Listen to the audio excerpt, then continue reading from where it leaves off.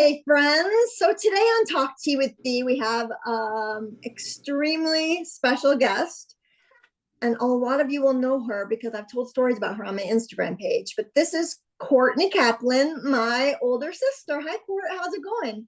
Hi, it's going so well. I'm afraid of what you've told everyone about me, so I'm just going to set the record straight. I'm not a hot mess, if that's what you've been telling people. Okay. I told my followers a long time ago. Oh. I used to tell stories on my Your Moms Are Watching page on Instagram about my life, and they love the story about your marriage and how my sister Courtney dated a guy in high school. They were homecoming queen and homecoming That's king. him right there. Can you see him? Oh, I don't think you can. There he is. No, a little more. Oh, there we go. There's Ken. So she ended up going out with him for a long time and then leaving, going on with their life, marrying, having a kid, and they reunited how many years later? It's 30 years later. 30 years later. So they love that story. It was such a good story. So they all know you, Courtney Kaplan. It's a good one. It's a good one, especially because when you look at my career path, spending 10 years as a matchmaker and telling people so many times over and over, go home, go be where your people are. What are you doing here? And wherever I was working, DC, Dallas, San Francisco, you could better make some friends. You better get out there. You better, get interesting, have some fun. And I was like, what am I doing in all these towns? So, yep. So I grew up with you. We started out on the farm, and then as everybody probably knows in your world, and then I moved when our father moved to Columbus. I moved with him to Worthington, and that's where I met Ken, and he was my first boyfriend. And when we were living with Mom, no boyfriends allowed, no fun to be had in that place. No, our dad was the cool dad, and she went to Ohio from our little farm in Massachusetts and started her life. Many of us, I think about 4 out of the 6 of us did the same thing. We decided we're out and began your wonderful life in Worthington, Ohio. One of the best cheerleader. suburbs. I was the cardinal queen. I ruled the school. You by the flourished. time I was done, I had the cutest boy in the whole school because he was in a band and he also was an athlete, and everyone just thought he was super cute and charming. So I ended up leaving that school like, yay. And I got hired as a flight attendant. So because I could pretty much live anywhere when she graduated, I chose to live in LA.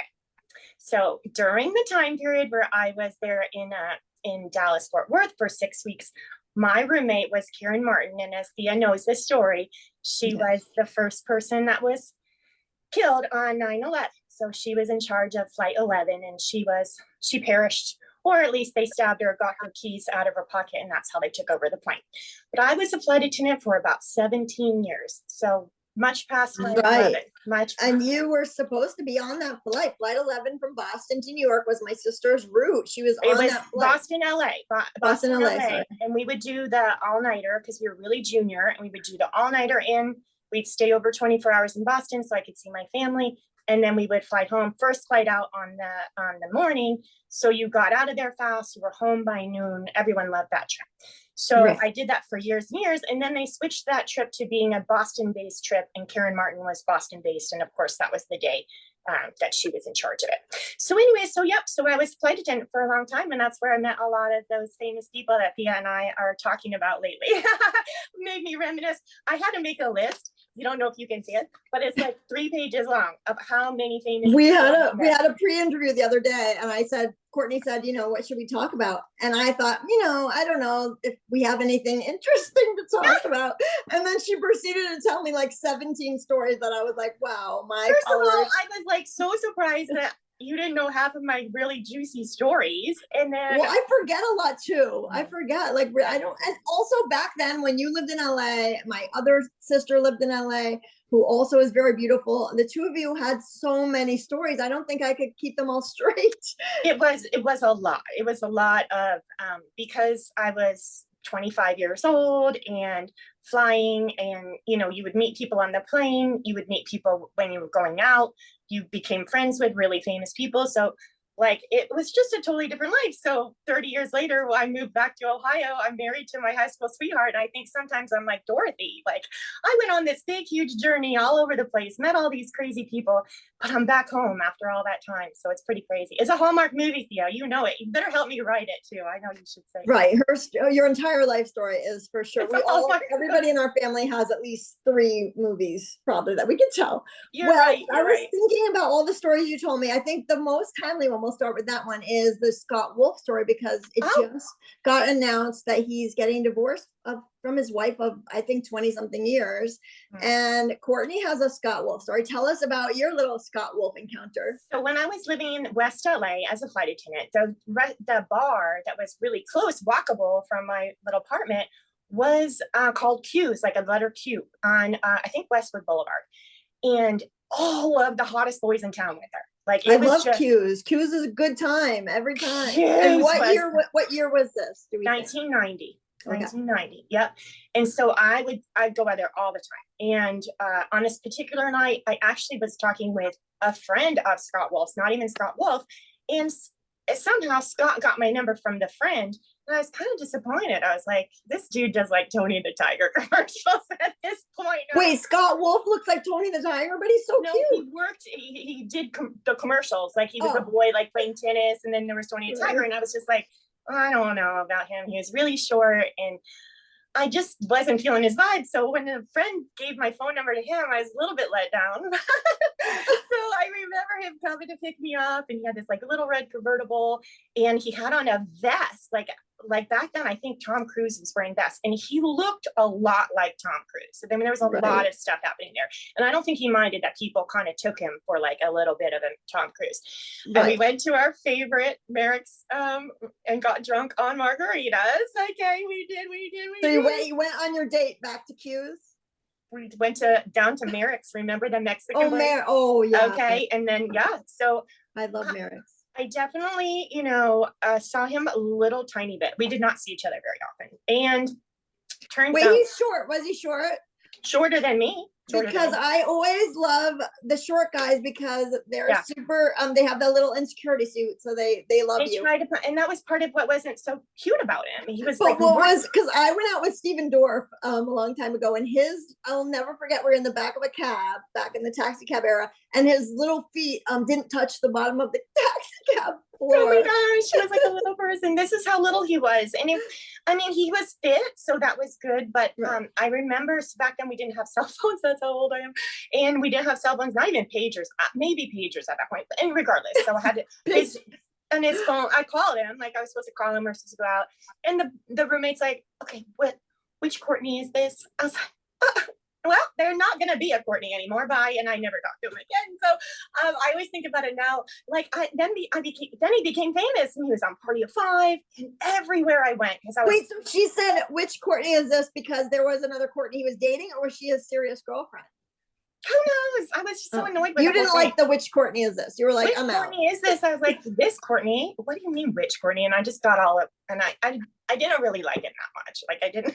I think about it now. I'm like, I can't. Well, what do we think about his divorce? A lot of people are asking, because they were I guess the ex was posting a few things on Instagram a few weeks before they announced a split that were indicative of trouble in paradise. So I don't. Spoiler alert: they all cheat. Yeah.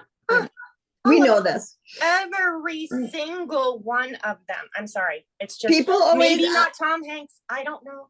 But you remember, I was standing next to Liam Neeson in a hotel bar, and there was this prostitute right there when he was all over the moon about Natasha and all that stuff. Yep. And she was just telling me, oh yeah, I'm his girl whenever he comes to town. I'm like, oh, I love him so much. They have a girl in every port. I remember, because my roommate dated Simon Le Bon from Duran Duran, and he was her. Oh, I remember. She was his girl. Charlene was his girl in every port. She was the Los Angeles girl, but there were lots of them. And he had this lovely, lovely wife who apparently, like, right. And they probably know about it, and they're okay, because the money, the fame, the whole thing, they don't care. I mean, all the women are fooling around too with their trainers and their, and their whatevers. So everyone in LA is fooling around. It's always shocking. Somebody was just spilling me tea about Jason Segel, and they said he's not a good one. He targets women, and I was like so disappointed, because he seems so nice. But I think part of it is when you probably didn't get a lot of girls in high school before you're famous, those kind of like nerdier ones that break out, they just can't help themselves. There's too many girls throwing themselves at them. Well, the opportunities are insane. They get it everywhere they go. So, you know, if you're going to jump into that game, you're one of the many Courtneys or many whoever's. And, you know, and I got it, but I wasn't that into him. So that wasn't a big, but it's funny that I was like, which story does she want me to talk about first? And then you got Nia quitting, you've got all kinds of stories here. So all right. So let's move a little bit over to, Bravo. So a lot of my fans I run a Bravo fan page on Instagram called Your Moms Are Watching, and a lot of people on there, they love to hear about Bravo Love. So tell us, I know you have a few connections with Bravo Love, so let's go. Let's start with LVP, Lisa Vanderpump, because I'm always absolutely. So one of my jobs after I left being a flight attendant, I was a matchmaker, and I also was an event planner. And so one of the people I worked for, we did Unveiled, which is this huge bridal show, and we were doing it in Beverly Hills. And I kept thinking, we need a celebrity for this panel. It was a Vera Wang runway show. We had tents from Raj Tents. We had Wolfgang Puck Catering. I mean, it was the top of the top of the top. And right during that time period, Lisa Vanderpump's daughter was getting married. Pandora, right. Pandora and Pandy. I call her Pandy. No, not really. Pandy. Anyway, Pandy was getting married. Pandy was getting married. So I got Lisa's marketing person and followed up and ended up getting her for free to come talk at the panel that we had. So we had like the Martha Stewart wedding editor and a few other kind of people. And then we had Lisa Vanderpump. And I was the liaison and I was so stoked about it. Oh my gosh, this was the best. So she comes to the event. I mean, just as cool as a cucumber. Every picture, though, I'm noticing like her hand is like at an angle across her waist. And I just think, oh, wait, Pandora or Lisa? Lisa Vanderpump. Oh, Lisa so she's coming to the event. We're taking some pictures, just getting to know each other. And she's like, Courtney, darling, I'm so fat today. And she's like putting the arm around. I'm like, that's a really good technique, though. I didn't even think about that if you create the Daniel. So she was really funny from the get-go. Wait, so she had like a pose. A pooch. She had a little pooch in her pink dress, and you could kind of see it. So she put her elbow across like that, and then all the pictures you see with me, she has her arm like that. And so does it make her arm look more fit? Is that what it is? The arm, but it also creates that creates that diagonal across the waistline. Oh. So it's not just this. Oh, brilliant idea. So I was like, oh, I love her. And she was really funny. So during the time period before it, I got to hang out with her and Ken, and we went to SOAR, and we went to just different like restaurants and stuff. Like I was part of their little gang. It was so cool. I even still have her phone number. My friends, I showed them, I'm like, what's her phone number? If we call her right now, she'd answer. So we have this event. It's really beautiful day. They are sitting inside the hotel having tea. And I said, listen, because I'm not being able to pay you anything, let me pay for the tea. Of course, right? Duh, right? That's like a no-brainer. Yeah. Well, she ends up paying for it, or they don't get the message, or whatever is going on. So after the event, which was a huge success, I call Lisa and I say, you know, I'd like to reimburse you for the lunch and also have a gift. And she goes, Courtney, like, what gift? I'm like, well, it's a gift. Like, I'm gonna give it to you, and then you can open it. You can see, like, I'm gonna tell you what it is. So I said, I'd like to bring that to you with the money. So she says, Courtney, darling, come to the Beverly Hills Hotel. Tell them you're there to see me, and then they will direct you. I'm like, oh my gosh, in my little Honda beat up car. I don't know what I was wearing that day, but it wasn't anything fabulous. And driving up, parking there, you know, the valet and everything, walking in that famous room, and she's at the back, and I'm like, oh, I'm so cool that I know Lisa Vanderpump, right? You were like just dropping by to see my friend LVP. The queen, and she was the queen. Yeah. So I get her to there, I hand her the envelope, and you know, it's got cash in it, and you know, I'm not going to rip her off, right? She opens it up and counts it like, I'm just like, you're gonna. This is why the rich stay rich and the poor people don't. Exactly. And I did give her a beautiful picture of her and Pandy, and I saw it on one of her episodes on her address. So that was cool. So I'm walking out, I turn around, and I bump into this guy who is someone that I knew from another hangout that I had. And he goes, oh, hi, Courtney. I'm like, hi, Joe, whatever your name is. And I hear Lisa say, Courtney knows everyone, darling. That's big. She anointed you. The queen acknowledged your presence and your believe it. I'm just a girl working this event, you know, but I didn't know a ton of people. I did know a ton of people. So I'm walking my dog down the street in Beverly Hills because I did live there and work there and stuff. And so I'm taking my dog, and this beautiful Rolls Royce just quietly drives up to where we're walking, and the window comes down, and it's Lisa, and she's like, "Courtney, darling, he's marvelous." And I was like, it's like the wonderful witch of the, she's just like this presence. And it's so funny because most Bravo Labs, you're like, whatever, but that is one Bravo Lab that I would be like, I mean, I met Andy Cohen a few times, and I was kind of like, oh, Andy Cohen, the king, it's kind of he is the king, but she's the queen. I don't care. Everybody else just pales in comparison. She truly has that class factor. Everywhere I saw her, and I saw her many times, she just always acted like that. She looked fabulous. She was funny. She just was great. And she treated me like I was one of her friends, which was really cool. That's nice, because you know that when you meet them, if they're good ones. People always ask me, who's the nicest Bravo, who's the meanest? I'm like, in 2 seconds flat if they're a nice one, or if they're faking cameras. If they're Brandy, total drunk, went out with her one night, got drunk. Who, Brandy? Yeah, Okay, I love Brandy though. So I like you partied with her. I think Brandy would be fun to party with. She was a hoot to party with, and we were dishing all the dirt. And I think even the day before, I had walked into a drugstore and bumped into Kyle. And I was like, this is so funny. I said, I just worked with Lisa. I just saw Brandy last night. She's like, you need to become one of the Real Housewives, Courtney. I know. So Brandy, what is Brandy's deal? So this was back then. So she was just like drinking too much. Wow. Yeah. I mean, I wish I could remember the stories, but she dished on everybody, and she was so drunk, but I just adored her. She's a sweetheart. No, I think she's funny. I don't judge her. She's been through a lot in her life, obviously. She was just, my friend was just booking her on a trader's cruise, and she was like, maybe I could get you on because I'm hosting a housewife cruise. And Brandy was supposed to do our housewife cruise too. But it's weird with Brandy, you can't count on her, because you don't know if she's going to show up like the last second. And a lot of what she goes through now is plastic surgery related. She goes to way too many procedures. So all of a sudden she'll be like, oh my, this went wrong, and she can't come on because she has plastic surgery emergencies. So everybody's nervous about booking her on stuff. Oh, I would be, just because she'd be great because she'll just tell you everything. But she told me the whole story about what happened in Morocco with Caroline.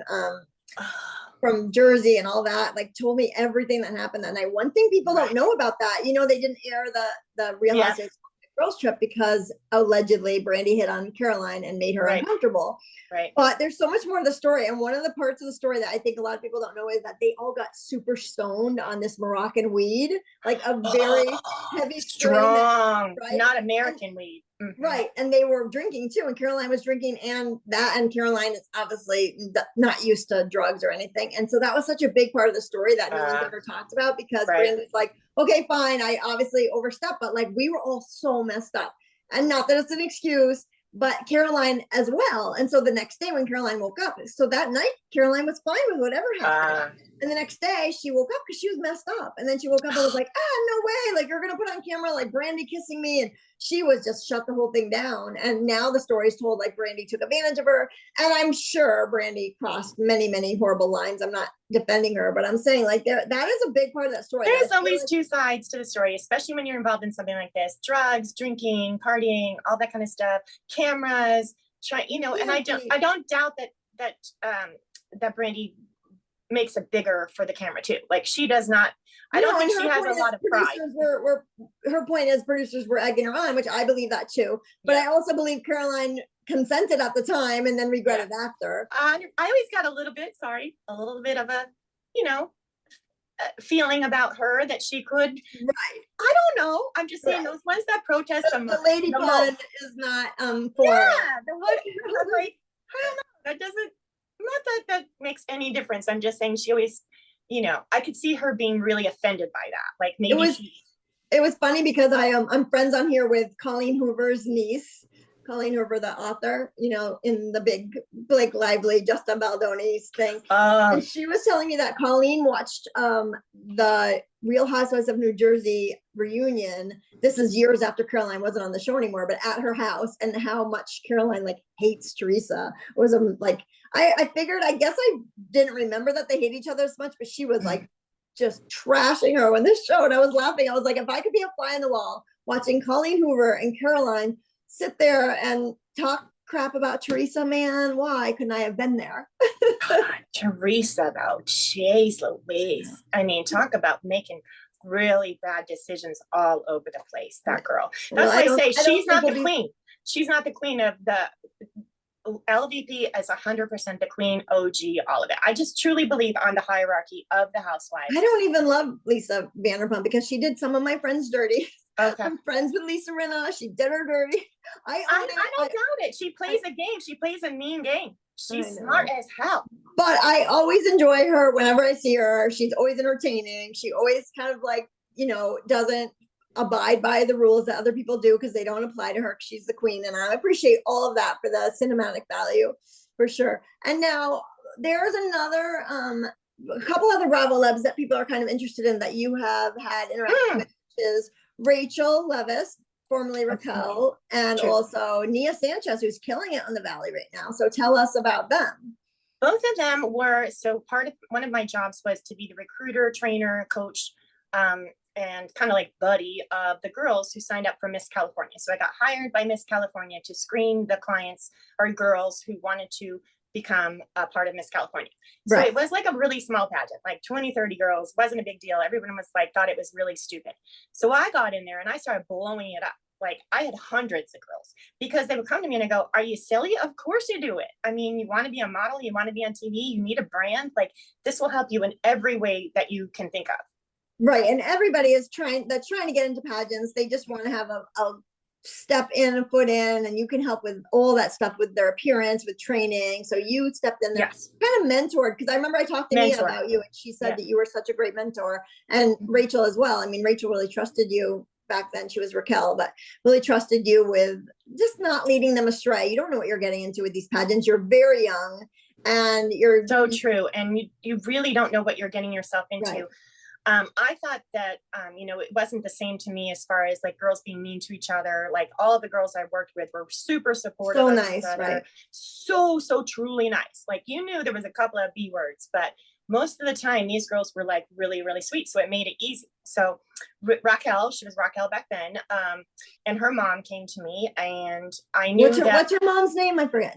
Oh, God. I don't remember, but okay. So Raquel's mom and Raquel came in. Yeah. Yep. Because you established a relationship with the mom a little bit. Right, because she was a teen. So she was just on the border of being, you know, a miss or a teen. So there's like a year or two where you can go either way. So Raquel was like 18. Yeah, so she was right on the border there. Right. And I think we discussed she'd have a better shot of winning teen and then go to miss after that. And she really was a contender. I mean, I tell this all the time. She had the most perfect body, right? I mean, just banging. She has those long legs. She just looked good and everything. And she was sweet as a can be. She's gotten so much prettier too as she got older. I think so too, but she always had the great bone structure. Right. Now, the one thing she didn't have was good hair. So that was something that was a big bother to her. She had a lot of anxiety. She, you know, I think of her as being very, very fragile. You know, when all that stuff came out, I called you. I think it was mom's funeral actually. And I was like, yeah, I think something's happening in the Bravo world because I'm noticing this. Because I didn't have my phone out. We were at the dinner before our mom's funeral. I didn't have my phone out. So I wasn't looking at social media and you were like, and that was the day that Scandival erupted. And I know her.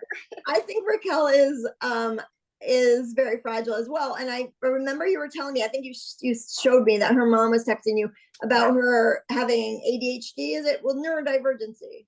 I don't know that I think it was something along those lines, but what we were talking about a lot was we had a Kathy Hilton, because I got the girls booked on a lot of stuff. So I acted like kind of like their agent. So we got them a Kathy Hilton fashion show. I think she had her own fashion line at the time.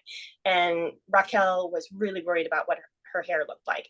And I was helping her because I had like an extension person who sponsored me. So I was getting her the goods on that. But for as beautiful as she was and is, I always thought she just didn't have like a real solid core with the greatest family and the sweetest mom, like super, super supportive, not one of those stage moms pushing her to do stuff. She was just like really there for her. So for me, I was like, I always felt really protective over her, but I knew that if everything was lined up, she would show up and she would be fantastic. But if it wasn't, then it could go wonky. So she didn't deal well. Raquel didn't deal well with things when they were, because that's part of neurodivergency. You need everything to go exactly as you plan. But you would never have, I would have never seen it. I booked her on many things. I put her in other pageants too, because I said, get experience before you do Miss California. So we did some regional pageants, which she won. So there was more to it than, but I never saw her meltdown. I never saw her in any way ever inappropriate or anything like that. This is just going from my gut of like kind of her mom pretty much, I think, protected her from most of that stuff. But the pageant world can be really cruel, not the girls necessarily, but right. And you have to deal with criticisms and critiques, and you have to deal with rejection and all that, which is why it's good for people that young, though, to get them ready if you want to go into entertainment. But that what was interesting when you were telling me about Raquel, when all the scandal thing happened for me, was it kept resonating with me about how she was handling it, which people didn't like the way she handled it. They thought she wasn't embarrassed enough, wasn't, humiliated enough. They really wanted her to grovel and lay it down on the ground and say, oh my gosh, I've done the worst thing ever. Yes. She kind of was a little bit like blinky about it, a little bit like deer in There was headlights. one scene that I watched. I was like, oh my gosh, girl. First of all, who is telling you to do any of this? Like, I kept texting her mom and her saying, hey, I know you're getting a million people to reach out, but you need me. Like, you need some advice right now from outside. Right. Well, I think that has a lot to do with her neurodivergency in the terms of like picking up on social cues, in terms of being able to deal with this kind of stress and kind of that whatever that need is in some of these most beautiful girls that need to be filled by, that adoration and just the thrill of Sandoval, coming for her. And, I can just see her falling into that trap, and I'm no way, shape or form defending what she did. Right. But what I can say is that I can see why someone like her would end up in a situation like that. Right, of course, because you're getting, and it's not just validation from a guy you find handsome and who's older, but also the star of the show that you're. I know, 100%. And they talk about her being kind of a groupie before she got in there. I'm like, girl, she was fine. She didn't need to be anybody's groupie. Like, she had her own stuff going on. But I mean, it's fine to say you were a fan of the show, because why not? Part of life. They're on TV, and here she is, new on the show. All that fell flat for me. I'm like, she's just like you guys. She's at a different phase of whatever stage of the world. And by the way, the girl that got cheated on has had quite a career since then, right? What's her name? Yeah. Ariana. Yeah, that girl has had more luck now. Right. Scandal was the best thing that ever happened. Right? Like, you were going to end up with that guy anyway. Like, you weren't even really with him anyway. So let's be clear. This is all pretty funky. And then Nia, as well, was in your pageant coaching. I know everyone loved her. I fell in love with her immediately. Now, I have to say, she says I didn't recruit her or assign her. She did a small pageant before she came to Miss California, but I very much interviewed her and got her on board and conspired with her to make sure she got the best titles. And so back then, I was in charge of saying who got what title, because in Miss USA, you don't have to win it. Like Miss America, you have to win the town to be that name. Right. But in Miss USA, you just get anointed, you're representing. I was in Miss Ohio, and I was just Worthington. So I represented Worthington. Now with her, we gave her the title. I believe we gave her Beverly Hills, because I had held on to it. And we're not supposed to put it on a sash, but she went and put it Miss of Beverly Hills on a sash, which you're not allowed to do because you don't really win anything. I mean, I just kind of gave it to you. So we did get in a little trouble for that. And I'm like, who cares? Just wear it.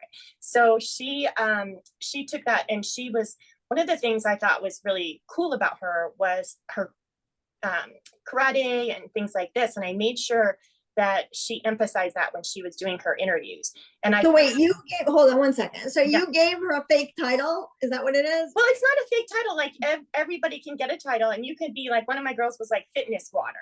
One of them, my most famous one actually, was birthing a new Compton. She didn't even just want to be Compton. She was birthing a new Compton, which got her on the front of the LA Times. So it's a little bit of a loophole in the pageant system, which is that you can create your own little niche, or and then say that you're queen of it. If somebody has a pageant, you can't do it. So at that time, nobody had Beverly Hills as a pageant. So nobody was doing it. So at that point in time, I could just give anyone that title.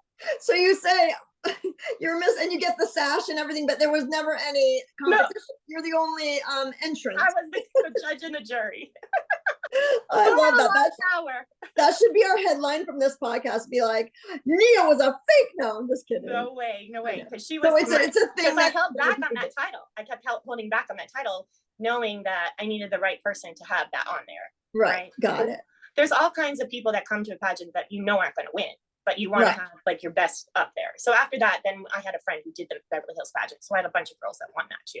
But back then, I just was enamored by her. I felt like she was a star. She has star quality for sure. And it's a lot of it is what radiates from her. I feel like on the It show. just radiates from her. She just seems like a very good person. I wish you Peaceful. had on her because I wish we could like break the facade because that's fun. But I'm glad to hear that she just really is that way in real life. She's so calm. And I told her, I was like, it's unusual that you're into kind of the martial arts.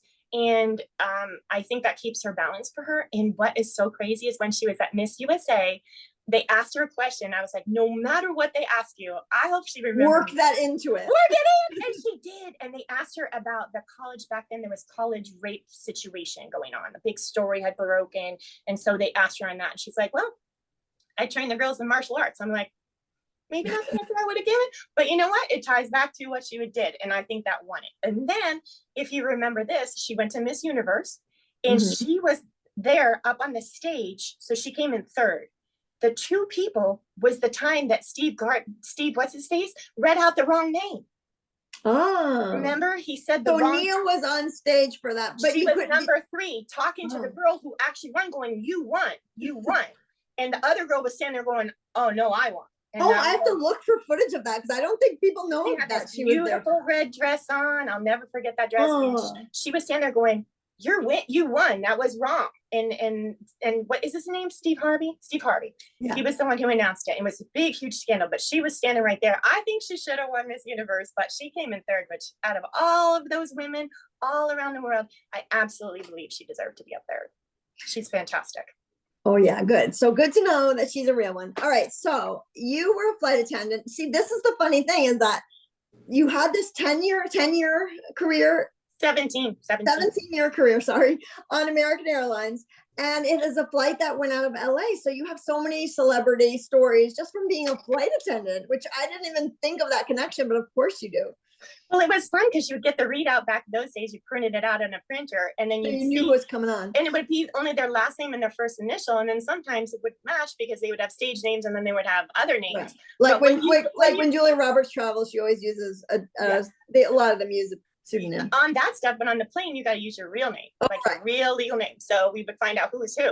So you get on board, you get, signed in for your flight and you pull up first class and there are their names and you're like, yes, it's Al Pacino, like it's Muhammad Ali or, President Ford. We had everyone. Those were the 90s. So people didn't have their own planes back then and they didn't have cell phones or computers, so they only talk to us. They had nothing else to do. They don't eat, they don't drink. Right, and their guard isn't really up because they know that no one's sitting behind them recording, so you get some good nobody around, so they'll just chat you up and they love to hear about your normal life and your stuff. And then I had millions. I told you my favorite was Katie Couric, who was super Katie Couric, yeah. So but imagine this is 1990 and I'm telling you right now, she had more wrinkles on her face than you can even imagine. And I'm like, what she must look. She was full of wrinkles and she didn't wear any makeup or anything like that. But what a hoot. She talked to me for, I swear to God, 3 hours. It was a huge long flight. And there was all these famous people in first class and she was making fun of everyone. I think it was Barbara Lazarus, who's married to Katie Couric. So she could be catty. She was catty, and that was the best part about it. And she just fell in love. She just loved me. We were just by the end hugging, arms around each other, like, oh, I'm never going to see you again, but thank you. And it was great. It was a really cool time to fly. And then I remember, because I had just gotten my job as a creative executive for Harold Ramis, and I remember you had him on your flight, and you were like, oh, my sister's working for you. That's right. And I had so many different kinds of people. Diane Warren, who's this big songwriter, writes the Aerosmith songs. Everybody knows her because she never wins an Oscar. She came on the flight. I knew her because she was a client of a lawyer friend of mine. And I was like, Diane, I got to put you in first class. She would not go to first class. She absolutely would not. Oh, wow. Ali Reed, she's richer than God. I'm sure she has her own. No, she told me we talked a long time. She talked about her little hovel where she works and she's super cool. And now, did you ever hook up with any of them? Did you ever hang out with anyone or no? Or any of your friends? My friend did, yes. She did. So she had Fabio on her flight. And Fabio. So a flight attendant friend of yours had Fabio. Flight attendant friend. I will not mention names and she won't listen to this, but if she does, sorry. So So it after, could go viral. Fabio's hooked up with a flight attendant. You never know. weird story though, but she and he were hooking up. And so she would take, after a flight is over, like you can't do anything with the food. Like, and most people, you know, you can take stuff back to your room, but you usually don't. But on these flights, you have caviar. Back in the day, we had caviar. And so she'd take it with her with some cream. And when she and Fabio were getting down and dirty, he liked it when she spread the caviar all over herself and he would lick it off. So wait, they got a hotel room like on a layover? Well, you get a hotel room. Everybody gets a hotel room, but I don't know if it was her room or his room, but she definitely was being intimate with Fabio with some caviar. He was like, just put this on your, oh my God. Oh my God. Fabio, I love this for him though. I love that he was a little bit dirty. I love it. So I'm not surprised. I don't know. I mean, they're all weird. They're all really weird. Remember I did not date anyone from the plane, which is really, when you think about it, very weird because we just were around so many people. But I did, back at Hughes, one of my favorite celeb stories was my Charlie Sheen. Oh, right. So tell us about Charlie Sheen. Hughes night out, you know, me and the girls. So let me just show you what I was wearing. A black bomber jacket, like a black workout top, black, like, you know, the short leggings, what they call those, like, you know what I mean? So black, and then black, like, not cowboy boots, but look like cowboy boots. Wait, that's what he was wearing, or you I were was wearing this after the club, okay? So when you met Charlie Sheen, you were in your black workout. Like the sluttiest outfit I've ever worn in my life, but I looked really cute. Okay. So that was what we were all wearing back in Santa Monica in those days. I was wearing what everyone was wearing. In the 90s. In the 90s. Okay. So, and big hair and the whole. So safe to assume when you met Charlie Sheen, he was not sober.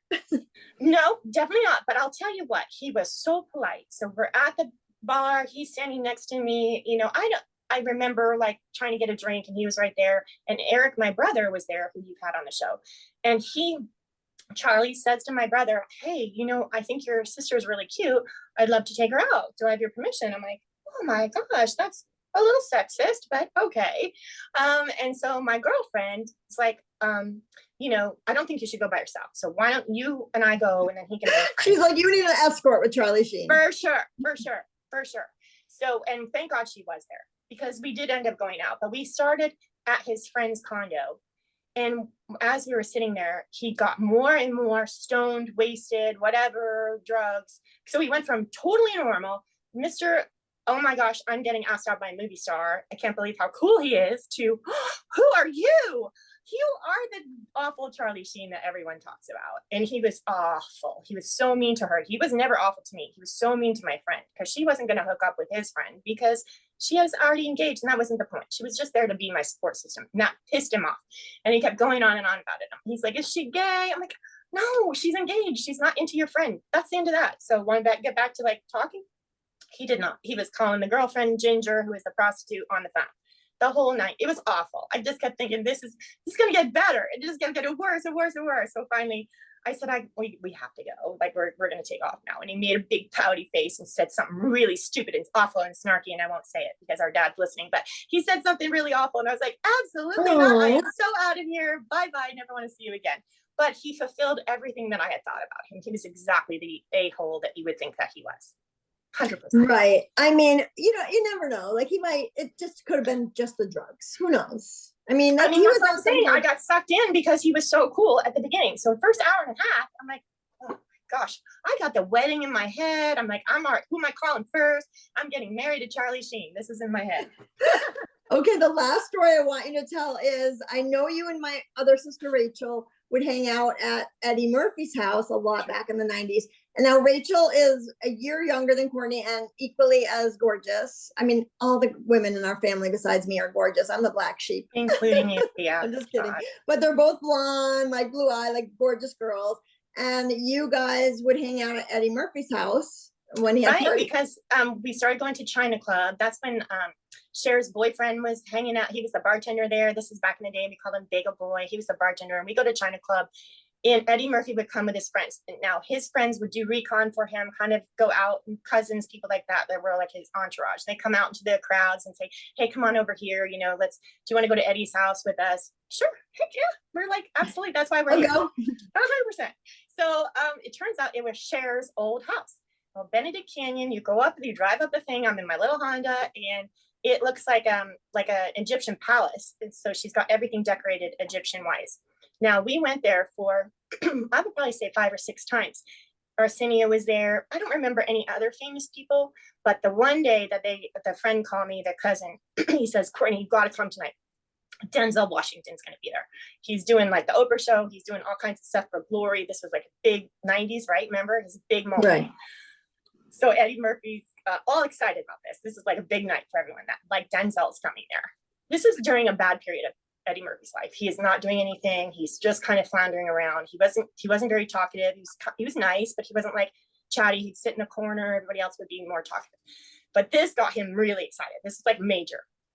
So as the evening progresses, Denzel is there, and we end up in one of Cher's couches, which are like the sides of it are higher than your head. So you're kind of like sitting in this little room almost. So me, Denzel, and my sister in this couch, sharing a glass of cognac. Iconic. Believe it. Now, earlier in the day, because we knew we were coming to this, we wanted to look glamorous. So we gone to Montana Avenue and bought ourselves some fake hair. So I had a ponytail. It was on there like glue. It wasn't coming off. Back in the 90s, we just clipped that hair right on. It had like a little banana clip. But... So she had blonde hair. She clipped it in. She put a little hat on. So she looked fantastic. The hair was like mermaid hair. It was gorgeous. Her sister looks beautiful no matter what. No matter what. Now she has this white blonde mermaid hair. Right. Denzel couldn't believe it. So I get up to go do something, I remember. And I come back and they're gone. I'm like, oh, yeah. I missed my opportunity. He picked her or whatever. I didn't know, right? 10, 15 minutes goes by, maybe not even that long. And in comes to the room my sister, who's so pale, but her face, when she gets embarrassed, is bright red. Mm-hmm. Her face is purple. I can picture it. Oh my God, what happened? And her hat's crooked. I could see pieces of her real hair. I'm like, oh my God. Turns out she's making out with Denzel in the laundry room. And when he goes to touch her hair, it falls off her head. And he can't find the light switch. So they're on the ground crawling around trying to find the hair to put it back on the head. I'm like, well, that's what you get for picking her, right? Because mine wasn't going anywhere. It was staying on my head. I swear I met Denzel once with Eric actually at Coit. And I remember we were saying hi to him, and Eric was saying, because he had a Yankee hat on, and Eric was saying, go Yankees. I remember that.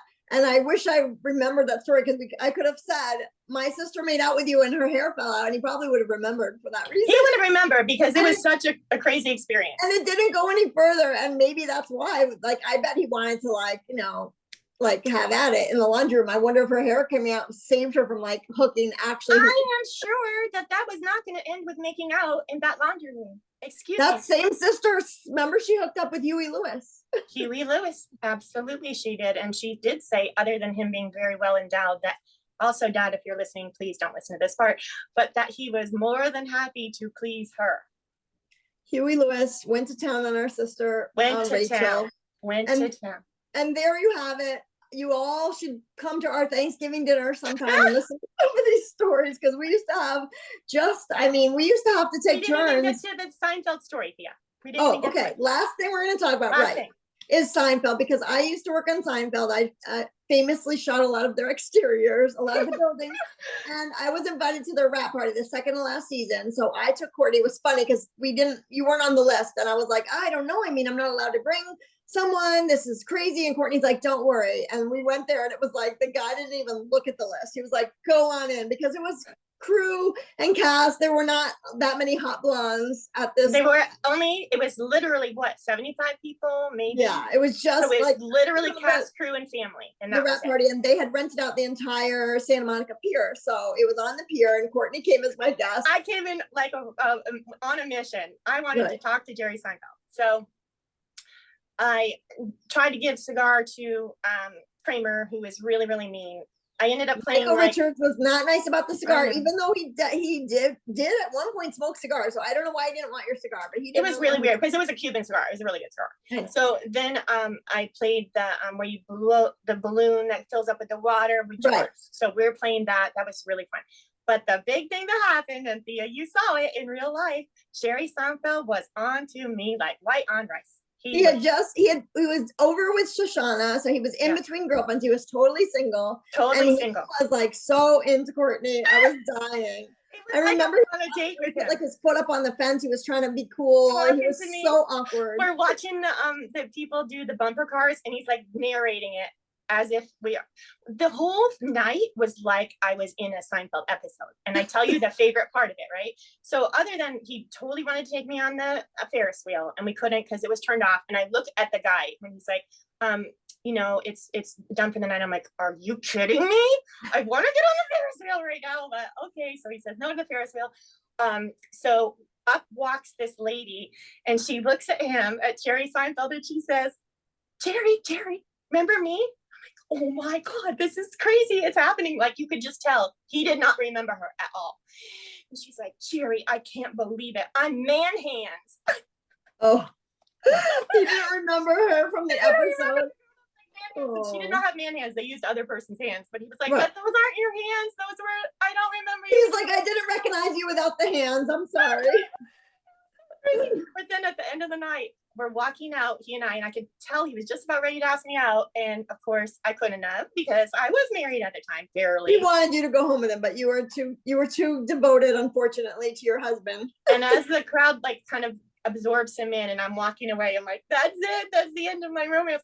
But cut to, I don't know, a few months later, I'm at the Four Seasons bar with Liam Neeson, the second time I had run into him, by the way, and he knew me. And up walks Jerry Seinfeld. I'm like, hi, Jerry. He's like, hi, Courtney. How are you? Haven't seen you since the night at the Ferris wheel. And he had a new girlfriend by then. So he remembered you. I was so close. He was really charming. I love that. Oh my gosh. Well, we definitely have to have you on again to hear some more stories, but absolutely have some more stories. My followers are just happy that you found your happy ending with Ken and married your high school sweetheart. That's all they care about. Although they'll think these stories are great, but that was the big story. That's the your best story was bigger story than all of these. Your life story. See, and I don't think he minds that I have the Charlie Sheen stories, because it makes him feel good. Oh, well, you know. Like, I don't think he minds these stories. So if he listens, I hope he doesn't get upset. Well, DeSando women have a past, and you can't marry us unless you're okay with that, because there's way more stories than the ones we've told today. So many more. You know what you're getting into when you marry DeSando women. Exactly. I wasn't a church mouse, that's for sure. All right, Court. Well, thank you so much for coming on today. I think everyone's going to love these stories, and I love you. I'll see you in August. Love you to see you in August for the wedding of your daughter, which I'm so excited. Yay! Maybe I'll host a drinks, a Columbus drinks, because I have a lot of followers in Columbus. There you go. Definitely. During the weekend of her wedding. But okay, Court, I love you. I'll talk to you soon. Thank you so much for coming on. Okay, bye.